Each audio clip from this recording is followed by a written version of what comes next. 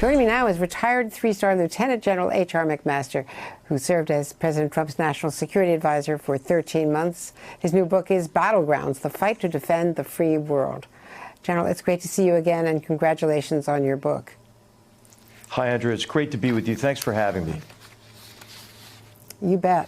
Well, you write in your book that because the Kremlin's objective is to divide and weaken the United States and Europe from within, defeating Putin's sophisticated strategy will require strategic competence and a concerted effort to restore confidence in democratic principles, institutions, and processes. Does the president's continued defense of Putin, including publicly agreeing in Helsinki with Putin's denial that he had interfered in the 2016 election, and that also contradicted the U.S. intelligence findings then, doesn't that embolden Vladimir Putin to attack our democracy? I think it does. I think it emboldens him, but it gives him space to operate, right? What Putin does is he takes the most egregious actions against us with this cyber-enabled information warfare. I mean, how about just the murdering of his principal political opponent with attempted murder with a nerve agent? This is Mr. Navalny. And then he just denies it. I mean, the Russians shoot down an airliner full of innocent people. And there's incontrovertible evidence, but then they deny it. So if we don't make strong statements and pull the curtain back on their behavior, it kind of gives Putin cover that he doesn't deserve, and it makes him, I think, more effective at waging this campaign to drag us down, to polarize us and pit us against each other, and as you mentioned from the book, to reduce our confidence in who we are as a people, as well as in our democratic principles and institutions and processes. And General, I've been told by some of our European allies they are distressed that the president has not spoken out forcefully against, or at all really, against the Navalny attack, the attack with that nerve gas, which we know Novichok is, a patented Russian nerve agent, banned nerve agent. Yeah, I don't know what the president's done privately. I hope that he sent a strong message to Mr. Putin, because otherwise Putin won't be effectively deterred. I will point out, Andrea, and I can only really speak to the time when I was in the White House for those 13 months, my last few days on the job aligned with the attempted murder of Sergei Skripal and his daughter with a similar nerve agent in Salisbury, England. An attack that was egregious and placed really thousands of British citizens at risk. And at that time, the president took very strong action. He closed the consulate in San Francisco, which is really, an intelligence collection platform oriented on Silicon Valley, and he expelled 60 undeclared Russian intelligence agents. I think what we would all like to see, though, is to see the words match those strong actions. And I think our allies are looking for those kind of assurances. But the United States has been very strong on Putin's various forms of aggression in recent years. The disconnect is with these public statements that don't align really with either Russia's egregious actions or really even the actions of the administration. And the public statements from the DNI, since two DNI's, Directors of National Intelligence, were fired, Dan Coats and Joe McGuire, we've had political interference with the way the Russian interference in this election is even being characterized. It's being characterized as less important than China's and Iran's, which we know from other reporting is just not true.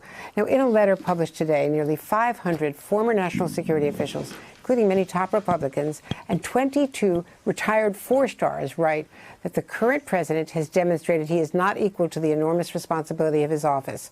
He cannot rise to meet challenges large or small. Thanks to his disdainful attitude to his failures, our allies no longer trust or respect us, and our enemies no longer fear us. And they're endorsing Joe Biden. Can you disagree with their assessment? Well, Andrea, I've decided I'm not going to get involved in partisan politics. And the reason is, heck, I joined the Army when I was 17. I went to West Point. And across my 34-year career, I decided to follow the example of George Marshall and not even vote, to studiously ensure that and help reinforce the fact that our military is apolitical, that it is nonpartisan. Now, I encourage people to vote. I'm just saying that's a personal choice I made as a military officer. And even in retirement, I respect these general officers I know a lot of them. A lot of them are friends. I respect their ability to do that, but I've chosen not to participate in that activity because it comes with a bit of a danger, right? A danger of, even in retirement, creating this impression that the military is somehow partisan. So I think there's an onus maybe on officers like us, but really on the politicians as well. Try not to get like big, long lists of generals to sign up to endorse particular candidates. This is a practice in recent years. It really goes back to, I think, to President Bill Clinton. I think was one of the first to kind of do this. It's now become like a dueling thing. Well, how many generals and admirals can you get? And what I'm concerned about is not that activity in and of itself, but the impression it might create that the military is somehow leaning toward a Republican or a Democratic party, and that would be disastrous for our military professionalism. But I'm not asking about the endorsement. I know that you won't step into politics. I'm asking if you disagree with their assessment about his role and how he has damaged our relationship with allies and our standing in the world. Well, I'll tell you, Andrea, I don't know how much time you've had to look at the book, but I'm very critical of certain Trump administration policies in the book, and what I hope to do is provide in the book some evaluation criteria for readers. If you believe that it's important for us to compete effectively and to protect ourselves against these threats and to overcome these challenges internationally, I think it's important to learn more about them and then to evaluate the candidates based on General, the proposals those candidates make. Let me ask you about what you write about the president's plan to withdraw troops from Afghanistan and his plan for a peace deal with the Taliban. You write, sadly, the president's statement cheapened not only the sacrifices made by more than 58,000 Afghan soldiers and police who died defending their country and their families from the Taliban, but also the sacrifices of more than 2,300 American servicemen and women who lost their lives in the war. There are indications now from our reporting that the president is rushing to an agreement with the Taliban to try to get a withdrawal deal before the election. Yeah. Doesn't that concern you?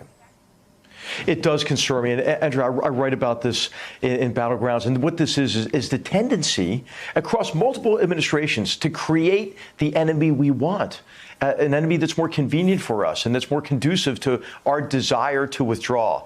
And I think what is really paradoxical about this recent Trump administration approach to our enemies in South Asia that span the Afghanistan-Pakistan border is this new policy replicates almost precisely the fundamental flaws in the Obama administration approach. And those flaws include this myth that there's this bold line, between the Taliban and other terrorist organizations, including Al-Qaeda. And that bold line just doesn't exist. I mean, it's a demonstrable fact that these groups overlap. You've written that we are now more vulnerable to terrorist actions than at any time since the day before 9/11.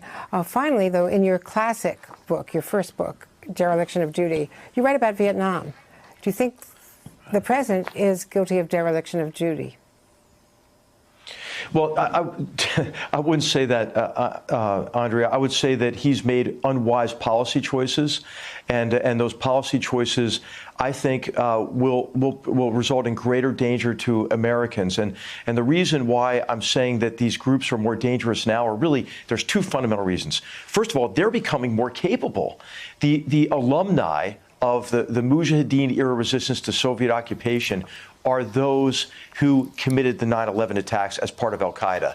Now we have this Al-Qaeda alumni, we have this ISIS alumni that's orders of magnitude larger. And guess what? I mean, they have access to more and more destructive capabilities. Everybody has a cell phone in their pocket with encrypted communications. That's why I'm saying they're more dangerous. And now you combine that now with our strong desire to disengage. And once we disengage, of course, these terrorist organizations are free to organize and plan and train and prepare for these mass murder attacks, which they use as their principal tactic in what I would describe as a war against all civilized peoples. Hey there, I'm Chris Hayes from MSNBC. Thanks for watching MSNBC on YouTube. If you want to keep up to date with the videos we're putting out, you can click subscribe just below me or click over on this list to see lots of other great videos.